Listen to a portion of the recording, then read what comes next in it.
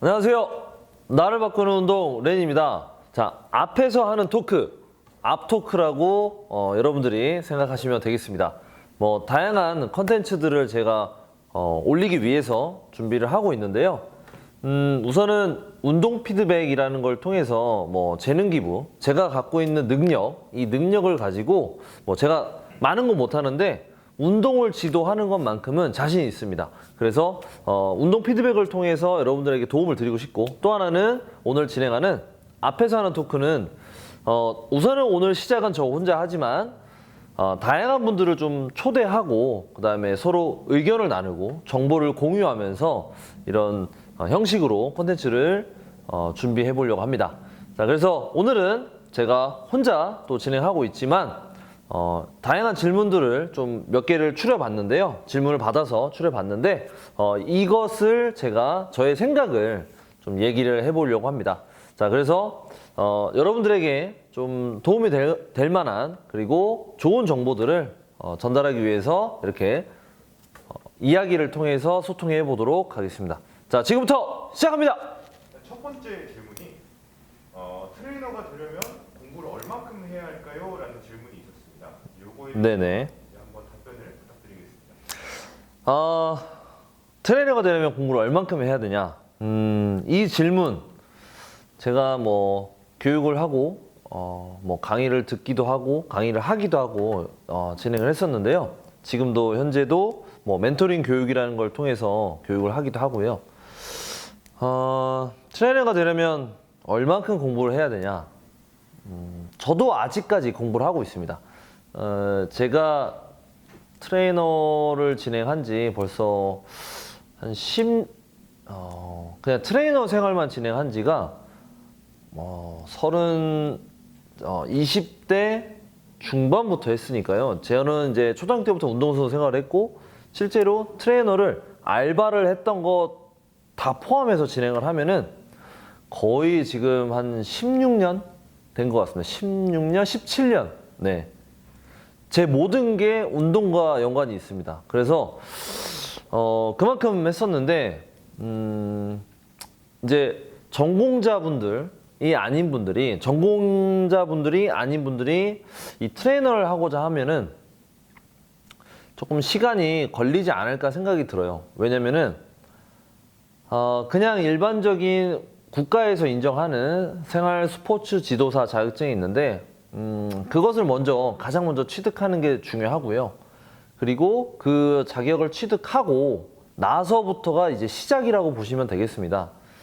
그래서 그 자격을 취득하는데 전공자가 아닌 분들은 한 못해도 6개월 정도 그리고 1년까지는 실기적인 요소까지 그리고 본인이 어느 정도의 몸을 만드는 것까지 시행착오로 겪어보고 공부도 해야 되기 때문에 한 1년 정도는 생활 스포츠 지도사 자격증에 대해서 공부를 하시고, 그 다음에 이제 또 체육 전공자가 아니신 분들은 뭐 다양하게 뭐 영양학, 심리학, 그 다음에 뭐 기능 해부학적인 거, 좀 더 생활 스포츠 지도사에서 나오지 않는 더 깊이 있는 내용들인데 그런 부분들을 좀 공부를 해야 돼서 좀 많은 부분들이 필요하고요. 그래서 공부를 얼만큼 해야 되냐에 대한 질문에는 끝이 없습니다.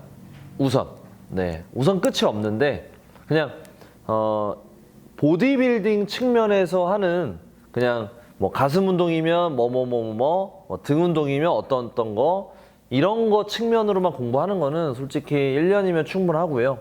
이제 사람을 지도하기 위해서, 사람을 가르치기 위해서 필요한 어떤 공부는 끝이 없지만 못해도 꾸준히 매년 투자를 해서 한 3년에서 5년까지는 그 전공 서적, 그 다음에 어떤 실기적인 요소들, 그런 부분들을 좀 5년 정도는 투자를 해서 공부를 해야 된다고 생각이 듭니다.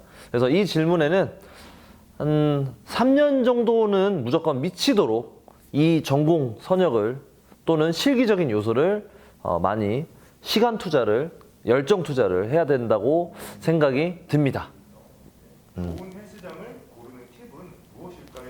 라는 질문이 올라왔는데 좋은 헬스장. 그 그래서 요거에 대해서 간단하게 한번 답변 부탁드립니다. 네, 좋은 헬스장을 고르는 팁. 좋은 헬스장을 고르는 팁은 우선은 저는 개인적으로 이런 어떤 운동 기구들, 그다음에 프리웨이트, 이 공간, 그리고 프리웨이트를 할 수 있는 어떤 기구들이 좀 많았으면 좋지 않을까 생각이 듭니다. 근데 우선은 본인이 어느 정도의 운동을 수행할 수 있는지, 뭐 그냥 완전 초보자면은 머신으로만 진행하는지, 아니면은 프리웨이트를 다루실 수 있는지. 저는 될 수 있으면 많은 분들이 프리웨이트를 좀 사용하면서 운동을 했으면 좋겠거든요. 그래서 프리웨이트를 할 수 있고 공간이 좀 많이 있는 거였으면 좋겠다라는 생각을 합니다. 그래서 우선은 그런 장비들, 기구들, 그리고 그 프리웨이트를 할 수 있는 공간이 어느 정도 확보가 됐으면 좋겠고요. 왜냐면 내가 가서 운동을 해야 되니까. 그래서 공간이 좀 넓었으면 좋겠어요. 또 하나는 뭐 선생님, 네, 이제 뭐 헬스장이니까 지도를 받지는 않겠지만 그래도 어느 정도의 트레이너분들이 좀 팁을 알려주기도 하거든요. 꼭 PT를 받지 않더라도. 그래서 그런 어떤 열정적인 선생님들이 있으면 좋겠어요. 우선 열정이 중요하니까. 뭐 잘 가르치고 못 가르치고는 그 다음 문제고, 열정이 있어야 또 가르치고자 하는 마음이 생기기 때문에 선생님들이. 그래서 그런 선생님들이 있었으면 좋겠다. 그리고 나머지는 뭐 샤워 시설 이 정도인 것 같아요. 그래서 제일 중요한 건 내가 실제로 운동을 해야 되기 때문에 그 운동 공간, 그리고 운동에 대한 장비, 기구들, 이런 게 저는 중요하다고 생각을 합니다. 만약에 선생님들은 어떤 분들을 골라야 내가 잘 고를 수 있을까라는 대한 이제 여러 가지 생각도 들 수 있을 텐데 혹시 그거에 대해서도 간단하게 답변 부탁드릴게요. 만약에 퍼스널 트레이닝을 받으신다면 우선 간단하게 좀 설명을 드리자면, 먼저 그 선생님이 운동에 대한 경험이 어느 정도 숙달이 되어 있는지, 예를 들면 뭐 몸이 좋으신 분들도 선택권에서 좀 도움이 되긴 해요. 왜냐면 몸이 좋다라는 얘기는 그만큼 운동을 통해서 몸이 변화한 거기 때문에, 첫 번째로는 뭐 몸짱은 아니더라도 어느 정도의 운동 수행이 잘 하시는 분들, 이런 분들이 조금 중요한 것 같아요. 뭐 예를 들면 그냥 보디빌딩 운동만이 전부가 아니라, 제가 말하는 거는 뭐 예를 들어서 뭐 달리기도 잘하시고, 그 다음에 뭐 클럽벨, 캐틀벨, 뭐 바이퍼, 다양한 어떤 기능성 트레이닝 도구들도 잘 수행하시고, 그런 분들. 그리고 근데 우선은 그런 경험이 많으신 분들이 좋은 것 같아요. 제 개인적으로. 그래서 운동을 너무 못하신 분들이 지도를 하기에는 조금 어려움이 있거든요. 그래서 운동을 좀 잘했으면 좋겠고요. 그리고 중요한 거는 그 선생님이 회원을 지도를 할 때 회원이 어떤 분이 올 줄 모르잖아요. 그래서 그 선생님의 어떤 자격사항들이 또 중요합니다. 일반적인 원데이 세미나 가서 그냥 수료증 주는 거 말고 실제로 시험을 봐서 자격증을 따는 게 있거든요. 근데 뭐 자격증을 땄다고 해서 무조건 잘 가르치는 건 아니지만, 그 시험을 보기 위해서, 시험을 붙기 위해서 공부라는 걸 하게 되거든요. 그래서 자격증이 좀 어느 정도 많이 있으신 분들이었으면 좋겠고, 그 다음에 중요한 거는 그 선생님의 어떤 스토리들을 많이 봐야 될 것 같아요. 특히 요즘에는 잘 발달되어 있는 SNS가 발달되어 있으니까 그 선생님의 어떤 철학을 약간 좀 몰래 볼 수 있잖아요. 그래서 그 사람의 운동 철학, 이런 부분들을 조금 이해해 보려고, 또는 한번 훔쳐보세요. 훔쳐보시고 어떤 느낌이 중요하니까, 내가 배울 선생님한테는.